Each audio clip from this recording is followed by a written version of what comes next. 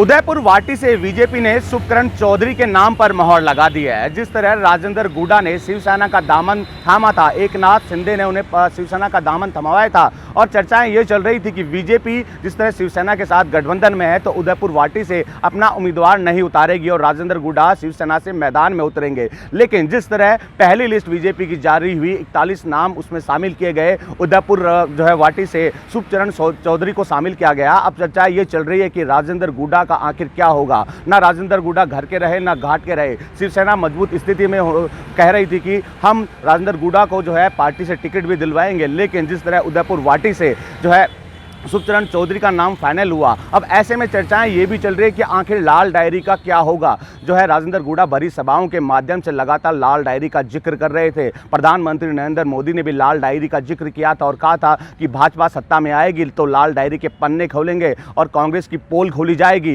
राजेंद्र गुडा भी जिस तरह प्रधानमंत्री के बयान के बाद अपनी सभाओं के माध्यम से मुख्यमंत्री अशोक गहलोत पर निशाना साध रहे थे और कह रहे थे कि अब समय आ गया है लाल डायरी के पन्ने खोलने का, कांग्रेस की पोल खोलने का। और कई तरह के आरोप मुख्यमंत्री अशोक गहलोत पर भी लगाए थे। नर बख्शी तक भी मुख्यमंत्री अशोक गहलोत को कहा था और 25 सितंबर की घटना को लेकर मुख्यमंत्री अशोक गहलोत पर आरोप लगाए थे। लेकिन जिस तरह उदयपुर वाटी से बीजेपी ने अपने दावेदार के नाम का ऐलान कर दिया, अब चर्चा ये चल रही है कि राजेंद्र गुडा का क्या होगा। पहले बसपा में जाते हैं, बसपा से जीतकर कांग्रेस का दामन थाम लेते हैं। कांग्रेस में जिस तरह अब राजेंद्र गुडा अपनी सरकार को घेरने में लगे थे तो उनकी कांग्रेस के मुखिया मुख्यमंत्री अशोक गहलोत की ओर से उन्हें पद से बर्खास्त कर दिया गया था। पद बर्खास्त के बाद जनसंघर्ष यात्रा निकाली, लगातार कांग्रेस पर निशाना साधा और जिस तरह शिवसेना का दामन थामा था तो यही चल रहा था कि इस बार उदयपुर वाटी से बीजेपी अपना उम्मीदवार नहीं उतारेगी और राजेंद्र गुडा मैदान में उतरेंगे और उनकी ओर से हुंकार भी भरी जा रही थी। लेकिन उदयपुर वाटी से जिस तरह मैदान में प्रत्याशी उतारा गया, अब चर्चाएं ये चल रही है कि राजेंद्र गुडा का क्या होगा।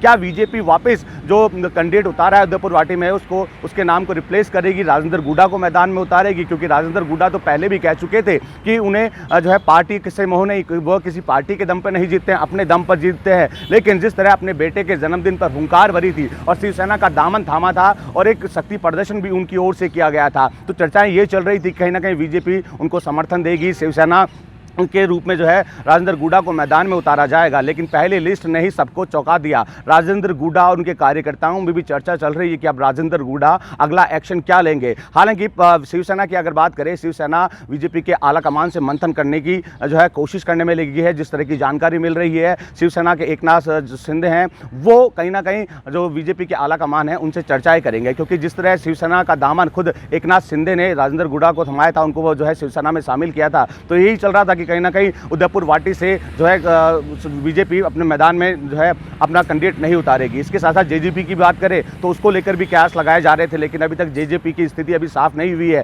लेकिन राजेंद्र गुडा के क्षेत्र में जिस तरह बीजेपी ने अपना उम्मीदवार उतारा है, चर्चाओं का दौर गर्म हो चुका है कि राजेंद्र गुडा अब घर के रहे न घाट के रहे। राजेंद्र गुडा का अगला एक्शन क्या होगा। बसंत पांडे, TV9 जयपुर।